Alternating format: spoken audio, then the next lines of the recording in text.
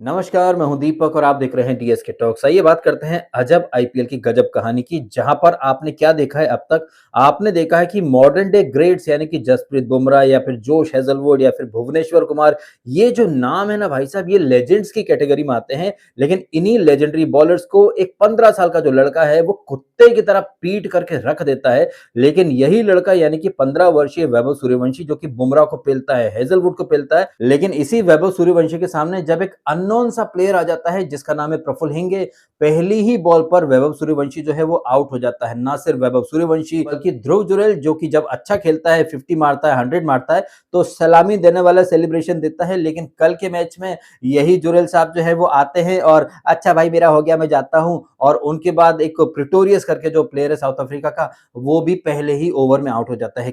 कहने का मतलब ये है मेरा कि वो वैभव सूर्यवंशी या फिर वो ध्रुव जुरैल या फिर वो जायसवाल, जो कि अब तक काफी अच्छी रिदम में खेलते आए हैं, उन्हें फर्क नहीं पड़ता सामने बुमराह है या फिर हेजलवुड है। लेकिन यही जो खिलाड़ी हैं, ये कल के मैच में ऐसे पस्त हो जाते हैं दो अननोन लड़कों के सामने। और ये दो लड़के जिनका कि कल के मैच के पहले तक किसी ने नाम तक नहीं सुना था, ये कौन है, इनका बैकग्राउंड क्या है, किसी को कुछ नहीं पता था। लेकिन जैसा कि हम सब जानते हैं, आईपीएल जो है वो प्रतिभा को मंच देता है। आईपीएल की जो ट्रॉफी है उस पर लिखा हुआ संस्कृत में कि यत्र प्रतिभा अवसर प्राप्नोति, वेयर टैलेंट मीट्स अपॉर्चुनिटी। और ये बात जो है ये किस हद तक सच है, ये आपने थोड़े दिन पहले देखी थी जब मुकुल चौधरी ताबड़तोड़ इनिंग खेलता है। और ना सिर्फ ताबड़तोड़ इनिंग खेलता है बल्कि एलएसजी को जीत भी दिला देता है, और इसके साथ साथ पूरी दुनिया को दिखा देता है कि मुकुल चौधरी में कितना दमदार टैलेंट भरा हुआ है। और यही चीज जो है वो कल रात के मैच में प्रफुल्ल हिंगे और उसके बाद साकिब हुसैन, जो कि इतने गरीबी वाले बैकग्राउंड से आया है कि उसके पास क्रिकेट खेलने के लिए जो जूते पहनते हैं स्पाइक वाले, वो जूते नहीं थे। उसकी माँ ने अपनी ज्वेलरी वगैरह रख करके उसे क्रिकेट की किट वगैरह मुहैया कराई।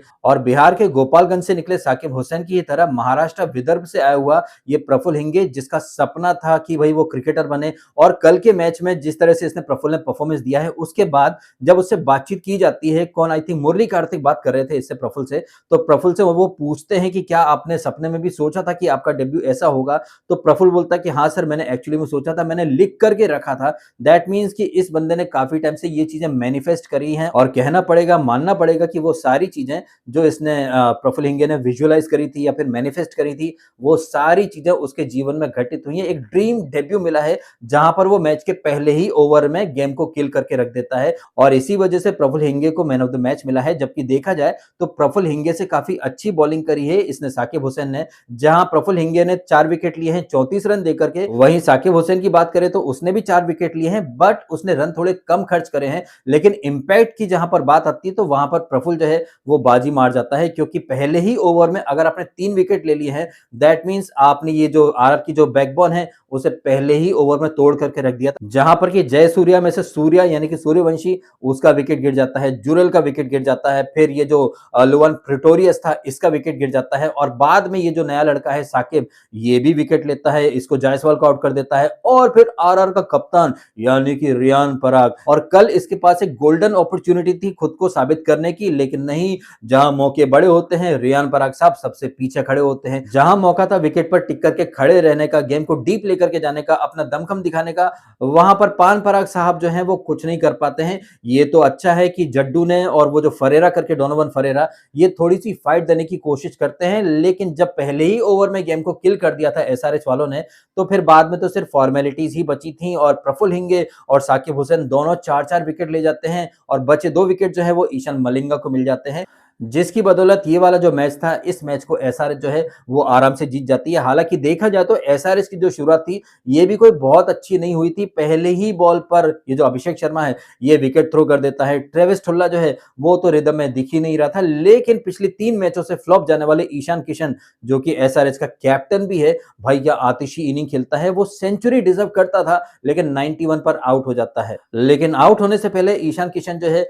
वो ताबड़तोड़ इनिंग खेलता है और मेक श्योर कर लेता है कि एसआरएच की जो टीम है वो आराम से 200 रन जो है वो पार कर लेगी, और बाद में जो फॉर्मेलिटीज थी वो ये नीतीश कुमार रेड्डी और कलासन जो है ये पूरी कर देते हैं। और उसके बाद मैच में क्या हुआ ये तो आपने देख ही लिया। और जिस तरह से आरआर का कोलैप्स हुआ है, जिस तरह से 2 अननोन लड़के जो है वो आते से ही आरआर की धज्जियां उड़ा करके रख देते हैं, ये देख करके वो जो बात कही जाती है ना सदियों पुरानी कि भैया क्रिकेट में कुछ भी हो सकता है, anything can happen in cricket, expect the unexpected, ये सारी चीजें आपको कल देखने को मिली। खैर कल रात का मैच बहुत बहुत ही बुरी तरह से हारने के बावजूद आरआर जो है वो टॉप पर चल रही है और आरआर और पंजाब की टीमें, ये दो ही टीमें अब तक अनबीटन थी। अब आरआर का जो अनबीटन रन है ये तो खत्म हो गया, अब इकलौती अनबीटन टीम बची है पंजाब। देखते हैं वो अगले मैच में कुछ कर पाती है या नहीं कर पाती है। अब बात करते हैं आज जो मैच होने वाला है चेन्नई में, जहां पर केकेआर भिड़ने वाली है चेन्नई सुपर किंग्स से यानी कि सीएसके से, सीएसके के डेन में यानी कि चेपॉक में। अब देखते हैं कि चेन्नई की टीम जो कि पिछले मैच में थोड़ा सा मोमेंटम हासिल कर चुकी है,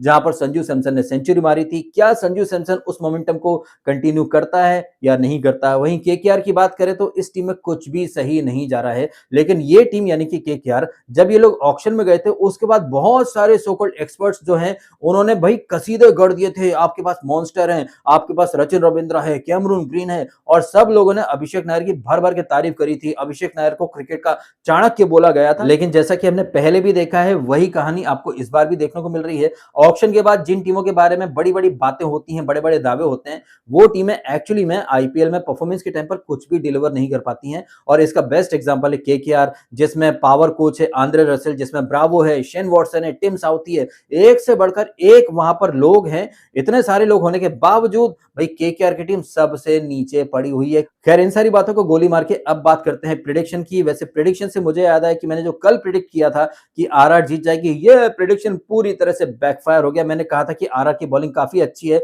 लेकिन नहीं भाई साहब, ये जो एसआरएच के जो नए बॉलर्स हैं और ये जो दो नए लड़के हैं, दो नए बॉलर्स हैं, ये आरआर के साथ मेरे प्रेडिक्शन की भी धज्जियां उड़ा करके रख देते हैं। लेकिन इसके बावजूद मैं बिल्कुल भी डीमोटिवेट नहीं हुआ हूं, मैं फिर से प्रेडिक्शन दूंगा और मेरा प्रेडिक्शन आज बोलता है कि सीएसके आराम से जीत जाएगी अपने होम ग्राउंड में, बिकॉज केकेआर की टीम में इतना मेरे को कोई दमखम लग नहीं रहा है। हाँ, ये जरूर हो सकता है कि पिछले 3-4 मैचेस से फ्लॉप जाने वाला फिन एलन आज अच्छी इनिंग खेल जाए, बिकॉज चेन्नई का ये जो पिच है, इसी पिच के ऊपर पिछले मैच में संजू सैमसन ने सेंचुरी मारी थी, जो कि पिछले 3 मैचेस में फ्लॉप होकर के आ रहा था। और चेन्नई का जो विकेट है वो बहुत ही ज्यादा फ्लैट हो चुका है, जो कि फिन एलन की जो बैटिंग है उसके अकॉर्डिंग है, ऐसा मेरा मानना है। तो इन सारी ही बातों को ध्यान में रख करके मेरा प्रेडिक्शन ये बोलता है कि आज रात का मैच जो है वो सीएसके आराम से जीत जाएगी और केकेआर की तरफ से फिन एलन का बल्ला जो है वो आज चल सकता है, ऐसा मेरा मानना है। आपका क्या मानना है इन सारी ही बातों के बारे में कमेंट करके अवश्य बताइएगा। फिलहाल आपने समय निकाला, वीडियो देखा, आपका बहुत बहुत धन्यवाद। Thank you so much.